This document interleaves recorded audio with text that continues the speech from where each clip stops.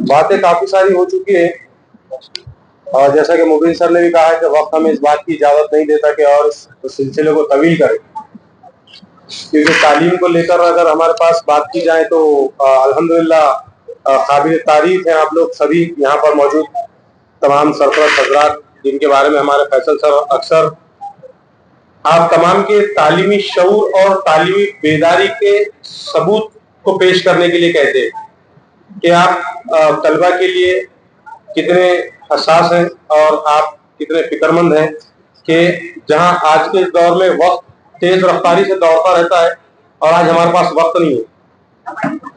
और काफी सारे पेरेंट्स जिनके बच्चों ने पार्टिसिपेट किया भी है और जिनके बच्चे यहाँ पर आए भी हैं, अपनी मसरूफियतों की वजह से यहाँ नहीं आ सके। काबिल मुबारकबाद है वो सब तमाम सरफराज हजरात जो अपनी तमाम मसरूफियतों में से मकसद ऐन के लिए, मैं समझता हूँ मेरे लिए तो मैं समझता हूँ यही मकसद ऐन है हमारी जिंदगी का दुनिया में यहाँ पर, खास तौर से कि हमारी नस्लें अच्छी परवरिश पाए जो हमारे दुनिया और आखिरत की फलाह का जरिया बने। हम सारे काम भी उन्हीं के लिए करते हैं। वालिद जो काम करते हैं, जैसे फैज भाई ने बहुत जबरदस्त बातें बताई सरबस्त के बारे में, बच्चों के बारे में, कि माँ बाप जो अपनी जिंदगी खत्म कर देते बच्चों के लिए, उनका मकसद भी यही होता है। और बच्चों के अगर उस प्रोग्राम से उस डेवलपमेंट को देखने के लिए अगर नहीं आ रहे हैं, बहरहाल यकीनन कोई लोगों की मजबूरी रही होगी, लेकिन आप लोग आए हैं अल्हम्दुलिल्लाह, तो मैं आप लोगों का भी मशकूर हूँ इस बात को लेकर। और बातें बहुत ज्यादा नहीं करूंगा मैं, क्योंकि अपने पास कुछ ज्यादा बातें हैं भी नहीं करने के लिए, इतने ज्यादा तालीम याफ्ता और इल्म की बातें सारी अल्हम्दुलिल्लाह अल्लाह की तरफ से हो चुकी है। खाली इम्तिहान के पेश नजर आपसे बात करना चाहूंगा, जैसे कि मैं समझता हूँ अशरफ सर या फैज भाई ने बताया है कि इम्तिहान अब उतने आसान उतने मुश्किल नहीं रहे, लेकिन अभी हालात ये है कि इम्तिहान हमारे लिए आसान भी नहीं रहे। हमारे लिए हर रोज इम्तिहान का है। 10वीं के जहाँ इम्तिहान की बात है, अभी 12th के एग्जाम स्टार्ट हुए हैं और मैं समझता हूँ पिछले 5 साल से कॉपी फ्री एग्जाम चल रहे हैं। लेकिन अभी इस बार कुछ रिव्यू कुछ इस तरह भी किया गया है कि सेंटर्स पे टीचर्स जो इन्विजिलेटर्स रहना है, स्टूडेंट्स के लिए खासतौर से बातें, ये जो बात की जा रही है खासतौर से सेंटर के अंदर की, और जब सेंटर के बाहर की करेंगे तो वो पेरेंट्स के लिए रहेगी। तो सेंटर के अंदर की खास बात ये है आपके लिए कि कोई भी इन्विजिलेटर आपकी हमदर्दी के लिए रहेगा, आपके गाइड के गाइडेंस के लिए रहेगा, लेकिन कोई भी इन्विजिलेटर अपनी सर्विस और अपने बच्चों की जिंदगी को अंधेरे में नहीं डालेगा आपके लिए। क्योंकि आपको मालूम होना चाहिए, मैं रिसेंटली बता रहा हूँ, अभी मैं समझता हूँ 11 तारीख का पेपर हुआ, 11 तारीख का और 13 तारीख का 12 का। तो अभी इन्विजिलेटर्स जो ब्लॉक के अंदर इन्विजिलेशन कर रहे हैं, boys student specially, please pay your close attention. अभी इन्विजिलेटर्स जो एग्जाम सेंटर में इन्विजिलेशन कर रहे हैं, कुछ इन्विजिलेटर्स पे केस हो गया है, केस, पुलिस केस में भी। अब आगे उनकी सर्विस के साथ क्या होगा पता नहीं, फाइन होगा, जेल होगी, सर्विस से टर्मिनेट कर दिया जाएगा। केस कर सकते हैं आप कि क्या किस वजह से उनके ऊपर केस हुआ होगा। इन्विजिलेटर जो आपका स्कूल का टीचर नहीं है, वो आप एग्जाम सेंटर पे गए हैं, आप एग्जाम दे रहे हैं और एक इन्विजिलेटर आपकी क्लास में खड़ा हुआ है, उसके ऊपर केस हुआ है। और खास बात यह है कि उसके ऊपर केस करने के लिए जो बोर्ड का पैनल अक्सर सेंटर में जाते हैं, कोई पैनल उनके ब्लॉक में गया नहीं, क्योंकि किसी पैनल ने कुछ जाकर कुछ देखा होगा, कुछ किया होगा, कुछ निकाला होगा, कुछ आर्ग्यूमेंट हुआ होगा तो केस हुआ होगा, कुछ नहीं। सिर्फ उन्होंने आवाज सुनी कि फलाने ब्लॉक में से इन्विजिलेटर की कुछ आवाज आ रही है, बच्चों को गाइडेंस टाइप करनी, हमदर्दी, उनको मालूम भी नहीं, इन्विजिलेटर पे केस कर दिया गया।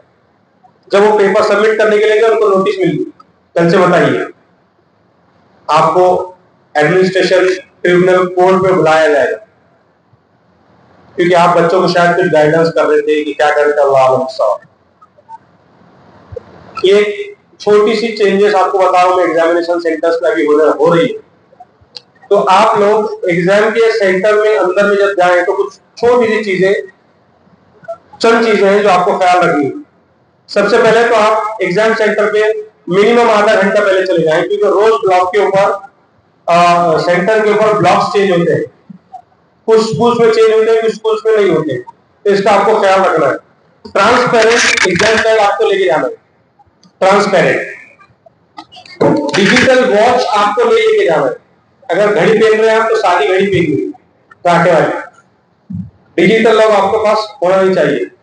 मोबाइल, कैलकुलेटर, कोई भी डिजिटल गैजेट आपके पास नहीं होना चाहिए। आपको मजीद ये बताता चलूं कि आपको हम अक्सर सेंटर पे इस तरह जाते हैं कि शादी ब्याह में जा रहे हैं, तैयारी होगा।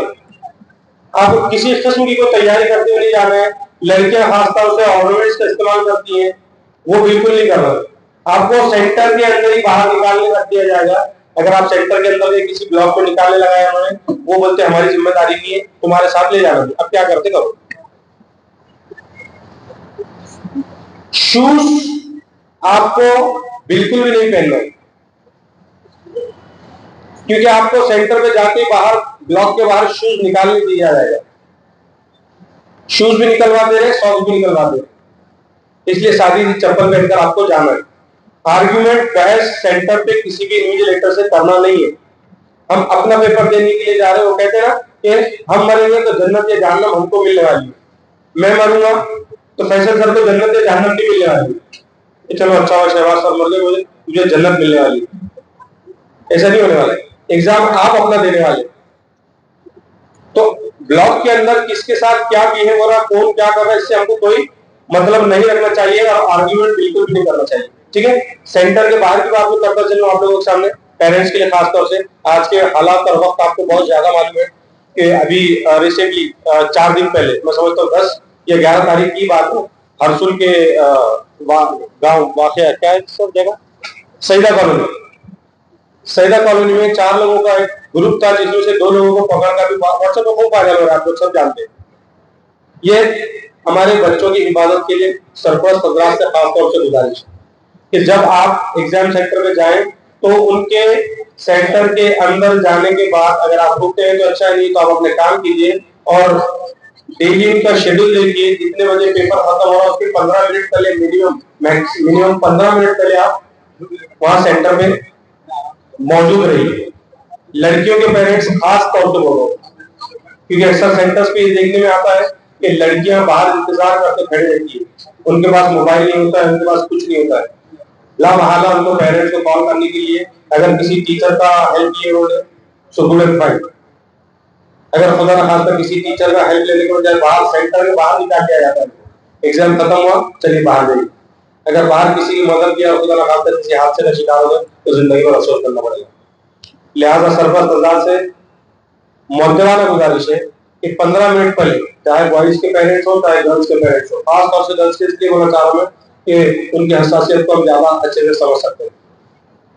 तो ये चंद बातें आपके सामने रखने के लिए मुझे खासतौर से शासन ने कहा था, और इसी बात के साथ मैं अपनी जगह रहूंगा। जज़ाकल्लाह।